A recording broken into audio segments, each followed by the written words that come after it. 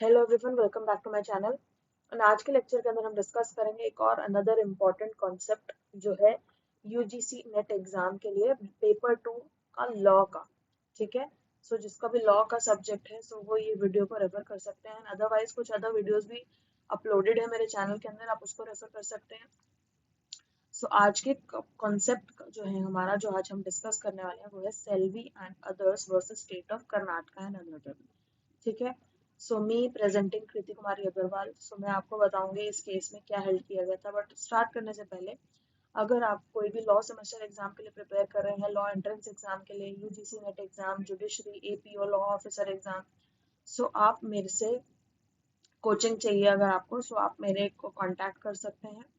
एक 1-to-1 session अगर आपको चाहिए तो 1-to-1 सेशन में भी आप मेरे से गाइडेंस ले सकते हैं। और अगर अदरवाइज करंट अफेयर्स और जीके के रिगार्डिंग भी अगर आपको गाइडेंस चाहिए, किस तरीके से पढ़ना है, समझ नहीं आ रहा है, या ट्रिक्स चाहिए, कुछ याद नहीं होती हैं वो चीज़ें, सो कोई भी कॉम्पिटिटिव एग्जाम में जिसमें करंट अफेयर्स हैं, that is CUET, UPSC, SSC, कोई भी एग्जाम हो, पुलिस एंट्रेंस एग्जाम्स, तो आप मेरे को कांटेक्ट कर सकते हैं। मेरा नंबर जो है वो आप इंस्टाग्राम पर डीएम भी कर सकते हो। मेरा नंबर जो है वो यहीं पर स्क्रीन पे आपको डिस्प्ले हो जाएगा और अदरवाइज डिस्क्रिप्शन बॉक्स में मिल जाएगा। और आप अदरवाइज मेरा टेलीग्राम चैनल को भी ज्वाइन करना मत भूलना, वो भी ज़रूर ज्वाइन कर लेना। वहाँ पर आपको कई सारी इंपॉर्टेंट कुछ चीज़ें मिल जाएंगी, करंट अफेयर्स की चीज़ें मिल जाएंगी, एंड जो भी यूट्यूब पे वीडियो डलती है उसका जो स्टडी मटेरियल है वो भी आपको वहाँ पे मिल जाएगा। So now let's start the video. Selvi versus state of Karnataka, कौन से ईयर का जजमेंट है या कौन से ईयर का केस है ये? 2010 का। किस टॉपिक से डील करता है ये? नार्को एनालिसिस टेस्ट की वैलिडिटी को लेकर। ठीक है, तो यहाँ पर कुछ साइंटिफिक टेक्निक्स को यूज किया जा रहा है, और जो हम यूज कर रहे हैं अक्यूज के ऊपर, ये डिस्कवर करने के लिए कि भाई क्या सच है क्या नहीं है, क्या वो झूठ बोल रहा है हमसे। ठीक है, तो ये चीज मानी जाती है कि भाई ये वॉयलेटिव है आर्टिकल नंबर 20 क्लॉज 3 के, that is right against self incrimination.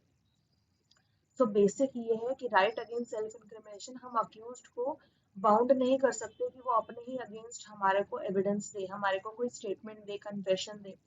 तो अगर वो वॉलंटरली देता है तो ठीक है, लेकिन वो इनवॉलंटरली अगर कोई स्टेटमेंट दे रहा है तो वो वैलिड नहीं माना जाता, तो वो वॉयलेटिव माना जाता है आर्टिकल 20 क्लॉज 3 के।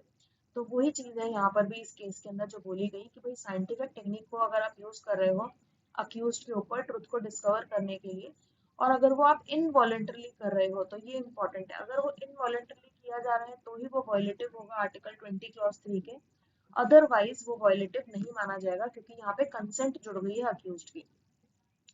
Now, Selvi and others versus State of Karnataka and another is a criminal appeal. ये criminal appeal फाइल की गई थी, सुप्रीम कोर्ट ने इसको सुना।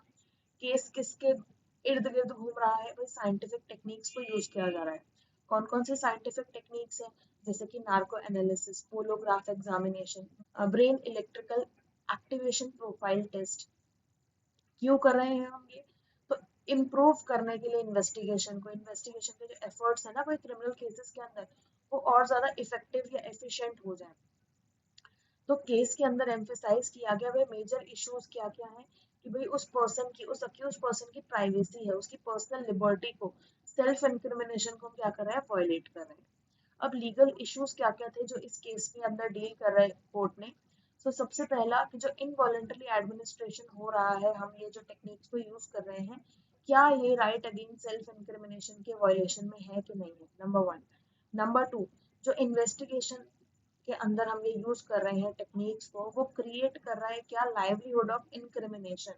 तो क्या ऐसा है, क्या हम एक्यूज को एक्चुअली में इनक्रिमिनेट कर रहे हैं इन एक्टिविटीज को यूज करके या इन टेक्निक्स को यूज करके इन्वेस्टिगेशन के अंदर? नंबर थर्ड, वेदर जो रिजल्ट हम डिराइव कर रहे हैं उन टेक्निक से, क्या वो अमाउंट करेगा एक टेस्टिमोनियल कंपल्शन? क्या हम उस पर एक कंपल्शन लगा रहे हैं कि भाई आप टेस्टिमोनी दो? नहीं, हाँ या ना? तो ये चीज बता रहा है यहाँ पे कि भाई ये इशू रेज हुआ कि आर्टिकल 20 क्लॉज 3 अट्रैक्ट होगा कि नहीं होगा, टेस्टिमोनियल कंपल्शन माना जाएगा कि नहीं माना जाएगा। एंड फोर्थ, इनवॉलेंटरी एडमिनिस्ट्रेशन अगर हो रहा है इन टेक्निक्स का, अगर इन टेक्निक्स को, साइंटिफिक टेक्निक्स को अप्लाई किया जा रहा है इनवॉलेंटरली, और ये एक रीजनेबल रिस्ट्रिक्शन है क्या पर्सनल लिबर्टी के ऊपर? तो जो आर्टिकल हमारा 21 है या आर्टिकल 20 क्लॉज 3 है, क्या ये एक रीजनेबल रिस्ट्रिक्शन में से है? जिसको हम वॉयलेट मतलब जो अप्लाई करने में हम वॉयलेट भी कर सकते हैं उनके इस फंडामेंटल राइट को।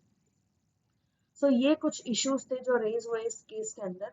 एंड यहाँ पे जजमेंट में कोर्ट ने क्या बोला, K J Balakrishnan, R V Raveendran, J M Panchal, तो ये थे जजेस जो उस समय 3 जज बेंच ने ये केस को डिसाइड किया था एंड डिलीवर किया था जजमेंट कि जो इनवॉलेंटरली एडमिनिस्टर कर रहे हो आप ये, चाहे वो पॉलीग्राफी टेस्ट हो, नार्को एनालिसिस टेस्ट हो, या फिर brain electrical activation profile test हो, अक्यूज पर अगर आप ये टेस्ट करते हो तो ये वॉयलेटिव माना जाएगा राइट अगेंस्ट सेल्फ इंक्रिमिनेशन के अंडर आर्टिकल 20 क्लॉज 3।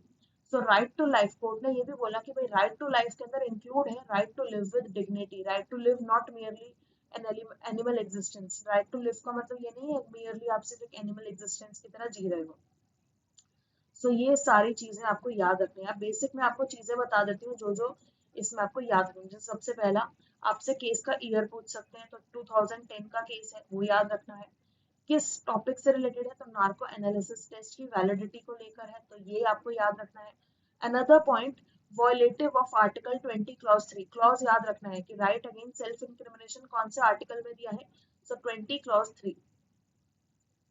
इसके बाद आपको क्या याद रखना है, यहाँ पर ये जो केस है किसने डिसाइड किया था, सुप्रीम कोर्ट ने डिसाइड किया था। अनदर इश्यूज क्या क्या थे, कुछ बेसिक चीजें हैं वही सारे इश्यूज हैं, तो इतना ज्यादा अपने इश्यूज में बस समझ लीजिए इसको आप। एंड लास्टली, कितने जजेस बेंच था जिन्होंने ये केस को डिसाइड किया, 3 जज बेंच थे। थोड़ा सा जजेस के नाम भी याद रख लेना क्योंकि यूजीसी नेट एग्जाम में जजेस के नाम भी पूछ लेते हैं, सो इम्पोर्टेंट है। एंड इसके बाद जो इम्पोर्टेंट है ये आपका आ गया एक केस, जैसे कि एक इलस्ट्रेशन के तौर पे मैंने एक केस दिया है कि Shrimati Selvi versus state of Karnataka, ये लैंडमार्क जजमेंट था, ये किस टॉपिक से रिलेट करता है। So narco analysis test, encounter killings, death penalty या handcuffing of arrested person. So answer तो क्लियर है, नार्को एनालिसिस टेस्ट।